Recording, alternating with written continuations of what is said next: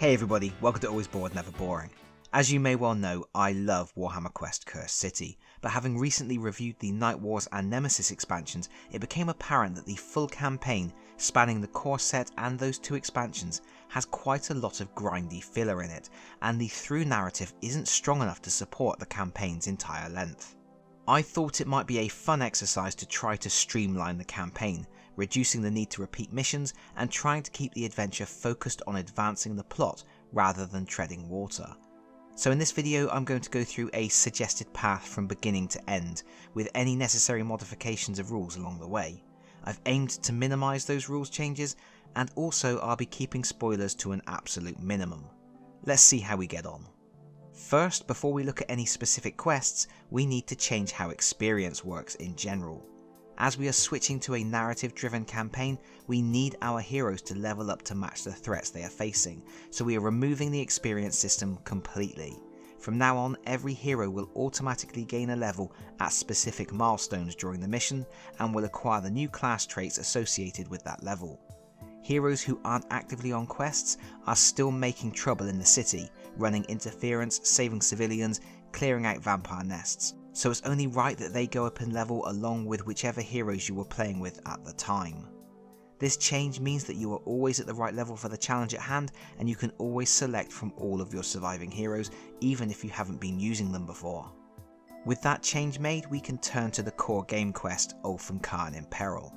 In this part of the campaign, you're supposed to balance fear and influence while taking down Radukar's generals and then finally battling Radukar himself. There are 3 types of grind missions: Scavenge, Hunt and Deliverance, and then there are 6 special decapitation missions. We need to make a few more changes here specific to this particular quest. First, we are going to change the rules that say you cannot save realmstones between missions. From now on, realmstones are treated in the same way as they are in the expansions. In other words, you can store them between missions to get the enhancements you want. You can also sell unwanted enhancements for half of their purchase cost. This is to offset the fact you won't be doing much scavenging anymore and will have less access to realmstones in general. We also need to change the way fear and influence work, because we are doing away with the grindy element of balancing these 2 values. Instead, at the start of the quest, set both of these values to 0. If you fail in a journey, both fear and influence increase by 2. If you succeed in a journey, fear and influence decrease by 1. If at any point fear or influence reach 10, you lose. Fear and influence cause additional problems. Influence represents Radukar's control of the city. As his grip tightens, it becomes more difficult to run supply chains. The cost of all enhancements are increased by the current value of the influence token. Fear is the gnawing assassin.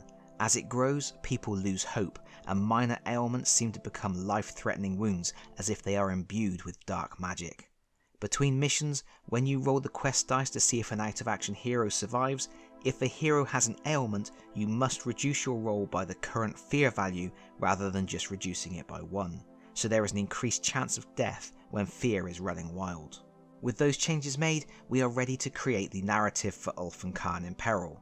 In total, you will play 8 missions, although of course you may have to play some of the missions more than once if you fail them. Your heroes will start at level 0, and by the end they will be at level 5 with access to all of their class traits. First, play a randomly determined hunt mission. This represents the heroes getting the lay of the land and serves as something of a tutorial for any new players. Next, play a scavenge mission. The heroes have seen the dire situation the city is in and realise they need to gather resources to prepare to assault Radukar's forces. This is the only time you will do a scavenge mission. After completing this mission, all heroes gain level 1 and get their first trait. Next, play the Fell Guardian and fight the Vargskyer. If you win, gain level 2. You can now play Captain of the Damned to destroy Halgrim, or Shuffling Horror to take on Gorslav, in an order of your choice. Once you have completed both of those missions, you gain level 3. You then play Whispers in the Dark against Torgilius and Family Ties against the Van Alten triplets, again choosing the order you prefer. After completing these missions, you gain level 4. You are now ready to face Radukar in the final assault. Complete that mission and congratulations, you have gained level 5 and completed the quest. We now move on to Night Wars. In Night Wars you have 3 named vampires that you tackle one at a time in an order of your choice. In the original campaign structure, for each vampire you have to play a specific type of grind mission at least 3 times to accumulate 3 victory points, which then unlocks that vampire's special decapitation mission. So, as a minimum, you would normally play through 12 missions, 4 per vampire, before taking on a final decapitation mission. We are going to reduce that down to a minimum of 7 missions. To do that, we are simply removing the need to collect 3 victory tokens per vampire. Instead, you start the quest by picking one of the vampires to defeat and then playing 2 missions for that vampire. You will play one of the grinding missions specific to the vampire you selected, and then you will take on that vampire's unique decapitation mission, which is divided into 2 parts. The first part where you defend Haven from attackers, and then the second part where you fight the chosen vampire head on. If you select Annika, you play a single purge mission, and then you play Thirst Awakened. If you select Carmilla, you play a Sabotage mission, and then you play Carmilla's Doom. If you select Kritza, you play a Pillage mission, and then you play Desperate Frenzy. If you complete the 2 missions for the vampire you have selected, several things happen. 1. You get to pick an elite class for each hero and gain the first trait from that elite class. 2. You open the envelope that empowers the remaining vampires. 3. You select the next vampire to fight. This process continues until you have worked through all 3 vampires, at which point all of your heroes will have unlocked all 3 of the elite class traits for the elite class they selected. You are then prepared to face the final showdown, which is the last decapitation mission of the quest. Win and you are through to Nemesis, where the heroes must locate a realm gate and then activate it to rescue the survivors in Ulfenkarn. The regular Nemesis campaign asks you to balance going on scavenge, secure and interrogation missions while you collect 4 information tokens. You then go on 2 decapitation missions before grinding those scavenge, secure and interrogation missions again for another 4 information tokens, after which you get to play through a series of final decapitation missions. It's a bit arduous. Fortunately, this is a pretty easy quest to streamline. To start out, the heroes need to undertake 1 randomly generated interrogation mission. Completing this provides them with information regarding the location of the realm gate. You can then play the 2 decapitation missions, a Bloody Resurrection and the Heavens Open. Win these and you have completed the first act of the quest. Each hero gets to select a new Paragon class and unlocks the first class trait. You then have to head out to speak to Torgilius. Unfortunately, the city is crumbling, so first you need to do something about that. So you go on a secure mission. Just 1 to say you've done one. If you really feel the need and you want to make more use of your Necromancer miniature, you can also do another interrogation mission, but I wouldn't bother. Then you play the Necromancer's Doom. If you complete that mission, your heroes go up a level and unlock the final Paragon class trait. You now select 4 heroes and you play through the 3rd and final act of the quest. These missions are all designed to be played back to back using the same 4 characters, so you can just go for it.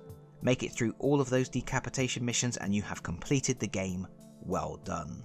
All told, you will play a minimum of 8 missions for Ulfenkarn in Peril, then 7 missions for Night Wars and 11 missions for Nemesis. 26 missions in total.